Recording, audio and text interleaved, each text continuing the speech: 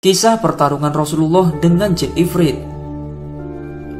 Jin adalah makhluk gaib yang diciptakan dari nyala api.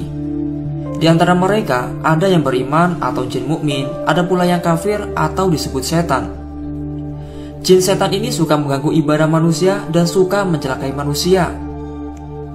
Dahulu jin-jin bisa leluasa mencuri informasi atau berita-berita dari langit. Tetapi sekarang sudah tidak bisa lagi. Karena apabila mereka hendak mencuri berita di langit, maka mereka akan dilempari panah-panah api yang sangat panas dan bisa membakar tubuh mereka. Di antara jin yang suka mengganggu adalah bernama jin ifrit. Ia adalah setan dari golongan bangsa jin yang sangat cerdik dan jahat. Ia banyak menyasar dan mengganggu manusia. Bahkan Nabi Muhammad SAW pernah diganggu oleh jin ifrit yang durjana. Sejarah keberadaan jin ifrit sudah ada sejak zaman Nabi Sulaiman alaihissalam. Jin ifrit memiliki kekuatan yang sangat super dan menjadi komandan jin. Tetapi di zaman Nabi Sulaiman, jin ifrit berhasil ditaklukkan dan tunduk di bawah kekuasaan Nabi Sulaiman alaihissalam.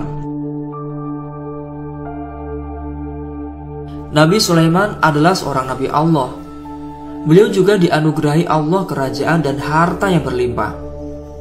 Namun, banyaknya harta tidak membuat beliau kufur nikmat dan meninggalkan ibadah. Nabi Sulaiman adalah seorang raja yang memiliki banyak mukjizat yang luar biasa.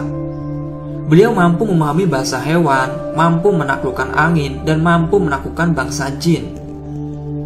Nabi Sulaiman memiliki kewibuan yang besar di hadapan rakyatnya. Dikisahkan, dahulu Nabi Sulaiman pernah mengadakan challenge kerajaan. Beliau lalu mengumpulkan dan memanggil semua rakyatnya dari berbagai elemen dan bangsa, baik dari bangsa manusia, hewan, makhluk halus, dan sebagainya.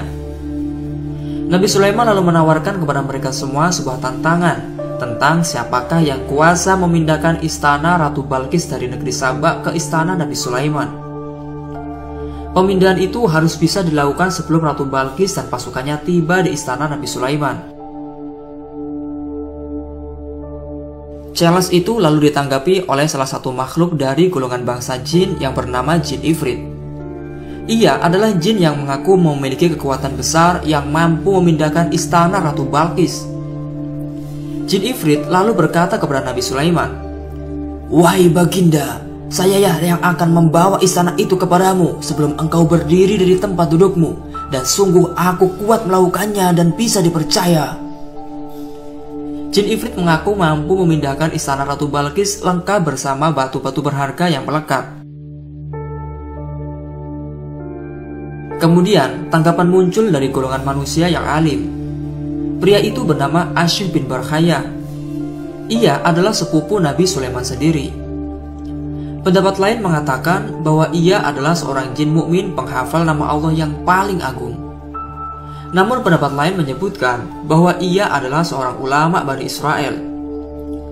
Pria itu berkata kepada Nabi Sulaiman, "Wahai baginda, aku akan membawa istana itu kepadamu sebelum matamu berkedip."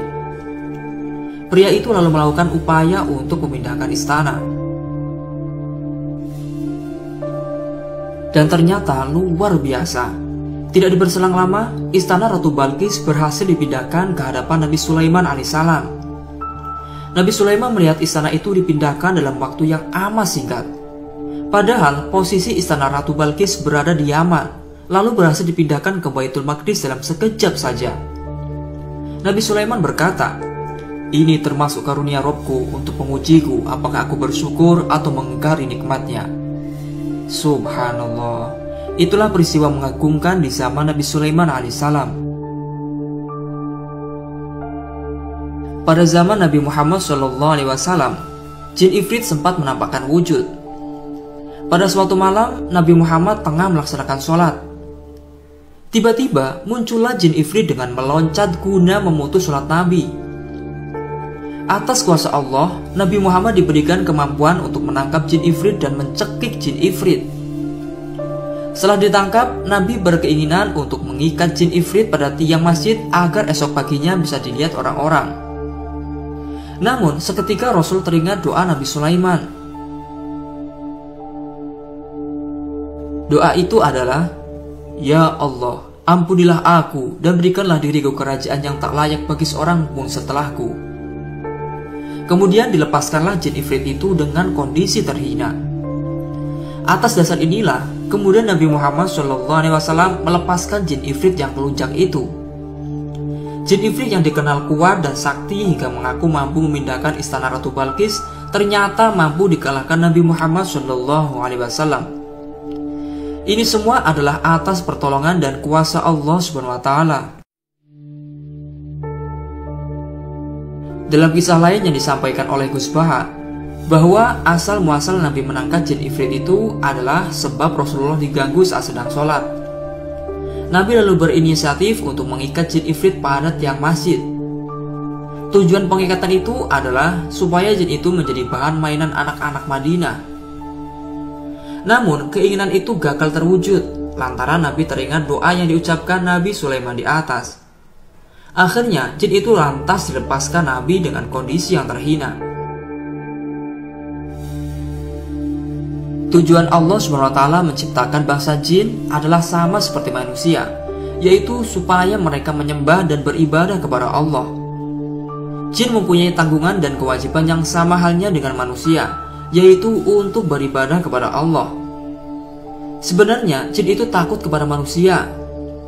Jin tak bisa memberikan manfaat kepada manusia dan juga tak bisa memberikan madarat kepada manusia. Sedangkan setan adalah makhluk dari golongan manusia dan jin yang durhaka kepada Allah SWT. Jadi jin ada yang mukmin dan kafir, dan manusia juga ada yang mukmin dan kafir.